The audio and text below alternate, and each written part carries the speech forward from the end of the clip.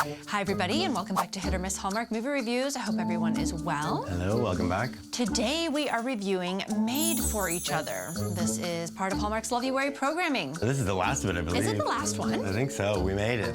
I didn't think we were going to make this. Well, we were so behind. We're still behind. Yeah.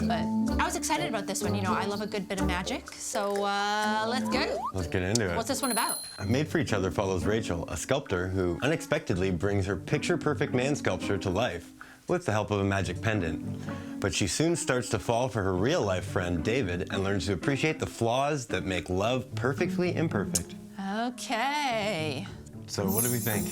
Okay, so the premise of a statue coming to life in order to be the perfect mate sounds like it could be a lot of fun. And it also sounds like a lot can go wrong. But in this case, I think it worked. I agree. Some witty writing, solid comedic performances really work to help the viewer bite down on the wacky magical plot. Yeah, I mean, this kind of reminds me of old school movies from the 80s, like Mannequin, or even like old school TV shows like Today's Special. I know Today's Special is Canadian, so I don't know if everyone had Today's Special. That was a treat. That was the mannequin who comes to life, when his hat falls off, he turns back into the mannequin, right? Is that it? Oh my God. Oh, this is basically the same thing. Yeah, so right off the bat, I was sold from the premise. Yeah, me too. You know, we are dealing with a lot of fantasy and magic in this one, so if that's not your bag, you probably... Probably not, but they don't go too far into the magic territory. It's like one magical event, and then where you just have to believe that Clay is like a brand new human that knows nothing of the world other than the art studio. It kind of reminded me of the movie Snow Globe. Love it. I thought it was Hallmark. We watched it together, right? It's not. It's ABC Family or Freeform or something like that. Yeah, well, basically the girl enters her magic snow globe and meets a guy, and then he follows her out into the real world, knowing nothing beyond the bounds of the globe. It's actually kind of creepy. I love Snow Globe. It's such a bad one, really. Like, on paper, it's bad. On screen, it's bad. But there's just something so charming. The magic here is supposedly based off the legend of Gollum. Good old Gollum. An old Jewish folklore story about a sculpture made by rabbis that comes to life. So that's pretty cool, and I like to give credit to Hallmark for increasingly inclusive, diverse content, because that's important.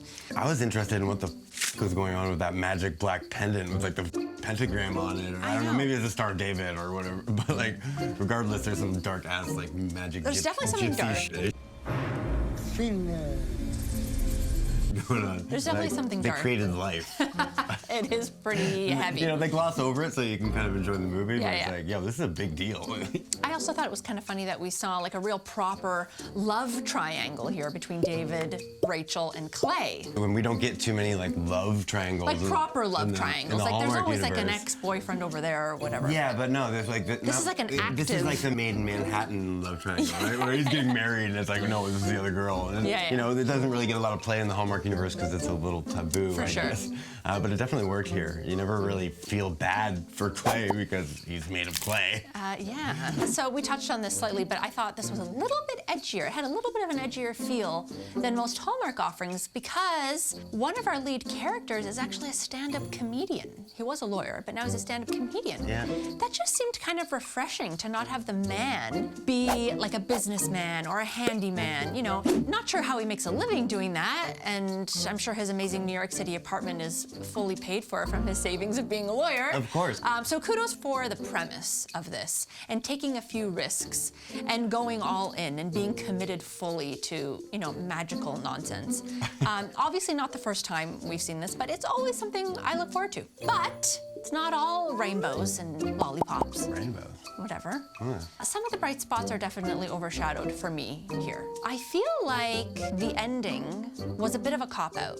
So, like, I don't know, I'm kind of tired of, like, all of these grandiose, let's just tie everything up in front of a huge crowd of people ending. Like, I feel like it's too easy. And I think the ending here completely undercut the movie's message for me. You know, this was Rachel's big moment. Her dreams coming true, you know, showing her artwork. And it was, you know, casually kind of tossed aside. What is that actually saying about Rachel's dreams? Is it not as important as finding love? And I thought it was weird that Rachel wasn't bothered at all by that. You know, like people attending the show actually cheered when she kissed David right after Clay proposed. I don't know, didn't it feel like just a tiny bit off? I would have been better if she realized it on her own that Clay wasn't Mr. Right for her, or he's too perfect. There was a tiny bit of a Notebook scene there with David saying to her, you know, I'm not always gonna agree with you, I'm not always gonna be positive, I'm gonna challenge you. Rachel, I don't think you're perfect. I think you're stubborn and picky, and you care way too much about what other people think. Thanks, David. But I'm not perfect either. I'm not gonna agree with everything you say. I'm gonna challenge you. Sounds terrible. And that happened in the Notebook. That was cool, but is that a Notebook reference? it was definitely a Notebook. Remember. Okay. But Well, for some reason, it was just more romantic when Ryan Gosling said it. Well, clearly.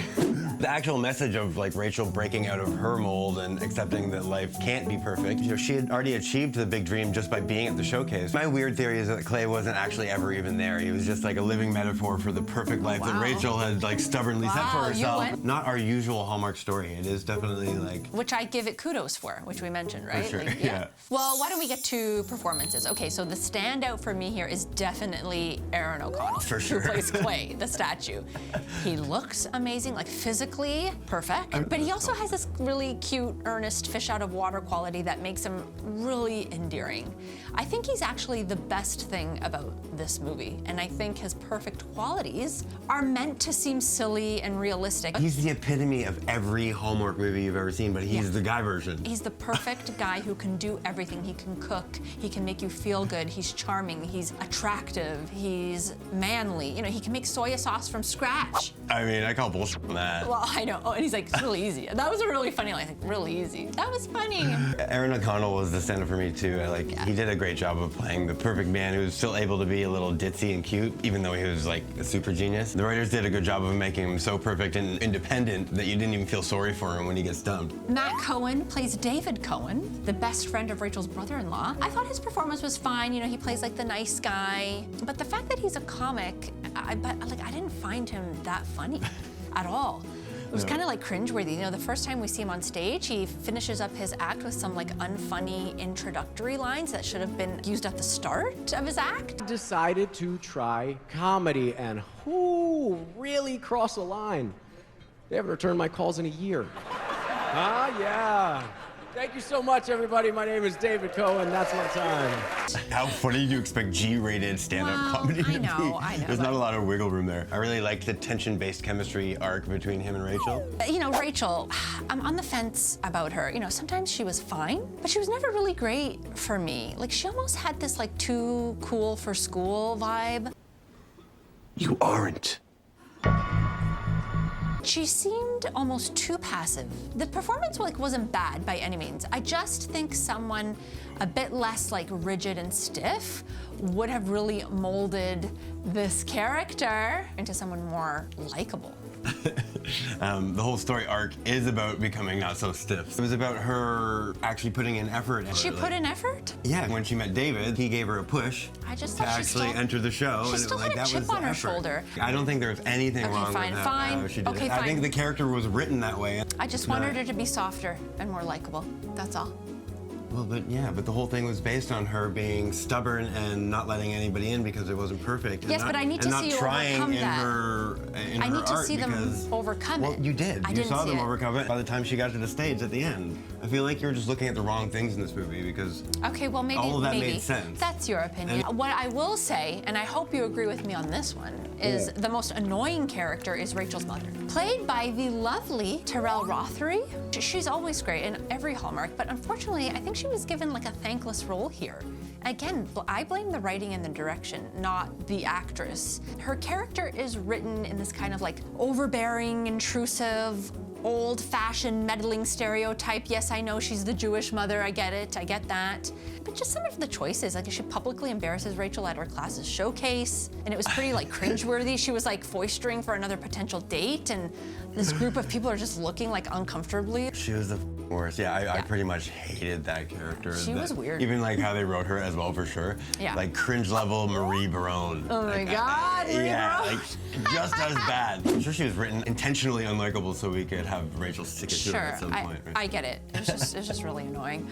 Because that was sort of the thing that Rachel also had to overcome was like her mom. The overbearing what her mother. mom was trying to mold her into. Yes, Doris. We have to mention Doris. Doris, played by the amazing Illeana Douglas.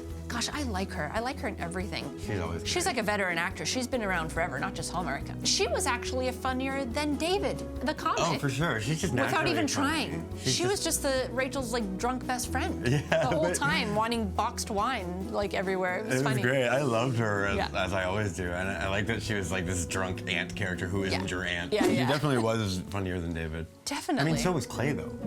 Yes, he was. Well, why don't we get to nitpicky, hit picky? Yeah. Okay, a few nitpickies for me.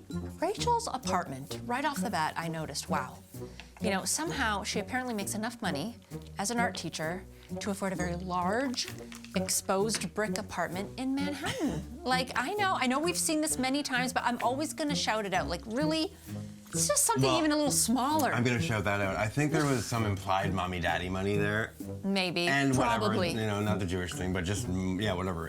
With the housing climate the way it is in North America, especially New York, Oh. I think we may be past the days of calling out, how could they afford that place? My Because God, the answer well, is basically like, they can't. Somebody, yeah, they can't. They can't, so someone with money bought it for them, mommy and daddy. Just can accept it. So.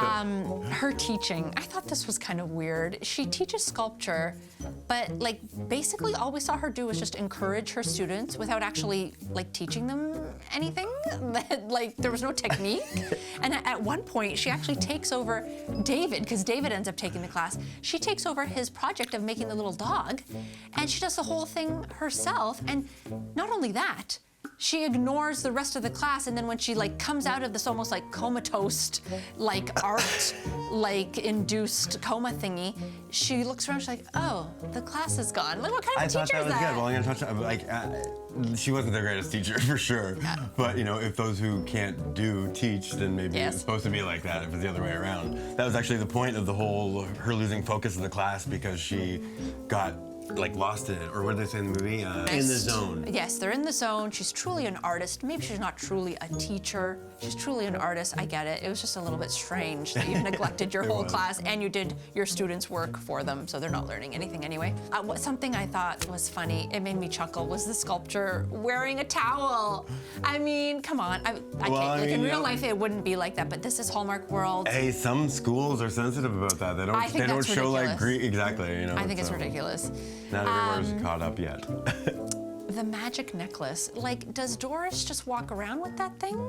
Isn't it like a cherished family heirloom that's like 100 years old, that's magical and powerful? And, Here, hang this on your sculpture and try to make oh, it look real. what I have, by the way. Did you know? Like, it just kind of seemed like too convenient. But I liked the whole, like, you know, when they were kind of drinking and talking about it, because she was basically just trying to set up, like, oh, you need to get laid.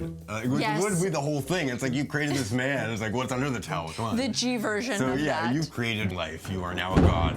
Would you take pride in your creation by just, like, sleeping with it, at least on the first night? I would think so, but not in Hallmark World. The you intent know? of like the whole creation felt very like Weird Science. Remember that movie? Yeah, yeah. Or even like Rocky Horror Picture Show, where Well, it's that's like you what I want said, like a strong nostalgic. man. Strong man. Yeah, it's a nostalgic, it makes you feel like the 80s movies are coming back. But she Yeah. treated him more like Encino Man. God, I love Encino Man. I'll be back. I had to get a Brendan Fraser. Thank thing. God we got a Brandon It was Fraser just and an a- Encino Man reference in one of our reviews. I know. Who would have thought it? Although I liked the over-the-top You liked ending. it, okay. It was a pretty long scene. They did manage to make it work with those like comical cutaways, like the flute guy. I loved the fluke guy. Thank the God jazz you flute. remember.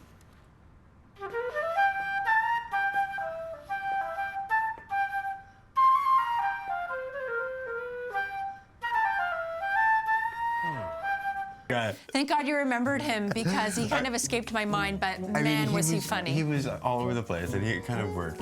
And then my only hit is Matty Finochio. How could I not have Right. thought that? Didn't get to mention him in performances. So happy when I see him in a movie. I don't know why, he just makes me happy. I literally wrote something like that. Matty makes any movie happy. He does. He was underutilized here, I think. He always is. I'm gonna get to that. And Yeah. as soon as I saw him, I stood up. I was like, "Hit! This one's good," because like he just has. You literally yelled out loud like it was like a Super Bowl, like, yo! know, like it was so funny. I mean, he must have a great agent because he's always the sign of like a decent Hallmark film. Like I can't remember him being in bad movies. No. Even like sort of bad ones he makes good. But He's you know, great. that same agent should also get him a role as like a lead in one of these. Even like get him to play a gay romance. He's played gay before. Exactly. We don't even know if he's so actually likable. gay. Yeah, so but likable, so charming. Another a hit for me was that I thought it was funny that they made Clay's passion cooking, since he was like eating everything and everything under the sun in this movie. It was pretty funny. It was pretty funny how they rolled it out, and it, like, it made sense. It's like he had never eaten before, and he was a full-grown man. It's like you imagine that hunger. It's just like I So cannot stop. I was hungry. like, that's somewhat believable, and it was sort of the Encino Man feeling too. I really didn't feed this guy because it's like. So good.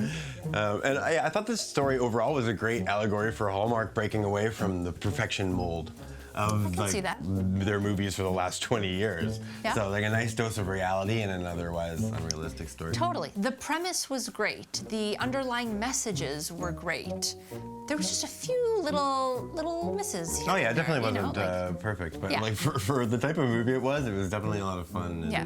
worked for me. it could have gone really bad. Oh yeah. And it didn't. So we're happy about that. So, a writer and director. The director here is Jeff Beasley. Some other credits include A Christmas Cookie Catastrophe with Victor. Victor. Love him. Just One Kiss, yeah. which we love. I guess that's also where Illeana Douglas was from. And Matty. Was it Matty? Matty was her friend. Yeah. Like, that was a little crew, good little crew. yeah. I like it. And Snow-Kissed.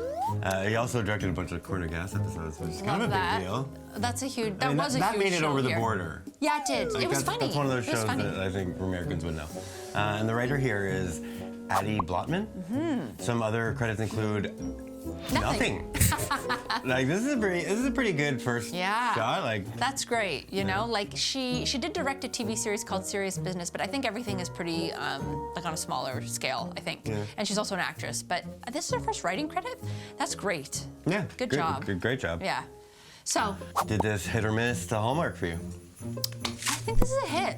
Oh, you know? it's definitely a hit. Definitely. Enjoyable. Worth the watch. Definitely worth a watch. If you're into magic. I think people like it gotta because they got around the magic pretty quickly. It's just like you have and it's to- just fun. It's just a fun concept. It's a fun movie. Yeah. The what ifs. So let's get to our Promotion or deadline? I gotta say no. But I thought maybe there was a deadline to apply to that school or that No, they made it program kind or of seem showcase? like it. I think it was just Okay. like her. You know, there probably were dozens that she like didn't pull the trigger on. Okay, Before all right. that, it was Then just no. something. Yeah, but Then no. I guess not. Career-driven lead. Yeah. And if anything, Clay, because like he just wanted to do something. It was like, you created me. Why did you make me? Yeah, let's say yes for sure. What is my purpose? Big misunderstanding. I say yes. Oh hell yeah. He's not real. That's Not a real guy. change of heart, of course. Yes, always. Someone gets dumped, fired, or dies. Yes. Absolutely. Yes, Clay gets dumped. Second romance subplot. I sure. thought I was gonna say yes because Maddie and her sister, Rachel's sister, Well, yeah, are like getting married. That's like and, how it all starts. Yeah, And okay. that leads me to proposal or wedding. Yes, There was definitely a wedding and a proposal. and a proposal. Fun. Ding ding. Travel issues. No. No, Selling a house, business, farm. no. Big city, small town transition. No. No, You almost kiss. no. It was full on. Mad dash to the airport, AKA Let's Go Get Her. While it was a mad dash from the comedy club, Mad dash to the art show. I mean, yeah. I didn't like that. I had a problem with the ending. Like, how could Doris show up at his comedy showcase, a showcase that can make or break his career, and give that all up and go and storm in on Rachel, disrupt her night, and That was- profess your love to her even though she's got a boyfriend? It's true. Drunk Aunt Doris fucking shows up and is like, no, you gotta go now. It's like, my set's 5 minutes long. Like, why can't I just... I mean, whatever. She was had some the crux in issues. the whole thing. She had the She started the magical, whole thing, yeah, exactly. magical satanic pendant. Just blame Doris. Yeah, blame Doris. I mean, No, she was awesome. I liked this Why one. does she always play this weird mystical, like... She's either dead. Remember the dead mother? Yeah, Oh my exactly. god. Or a mystical like Wasn't she in Stir of Echoes as well? Stir of Echoes, Cape Fear. I always remember her from Stir of Echoes. Yeah. She's got a great horror face. She's great. I love her. No, guys, I had some issues with the ending. There's a few flops here and there. Some of the writing could have been a bit better. Some directing choices obviously could be good, but overall, pretty good for a first writing credit. It's fun. Yeah, it's just definitely a fun recommend movie to watch. But let us know what you thought. Did it hit or miss the hallmark for you? Let us know in the comments below. Don't forget to like, share, subscribe. And ding the little bell. Yeah. We will be back very soon. With a review of Game of Love. Looking forward to that. See you soon.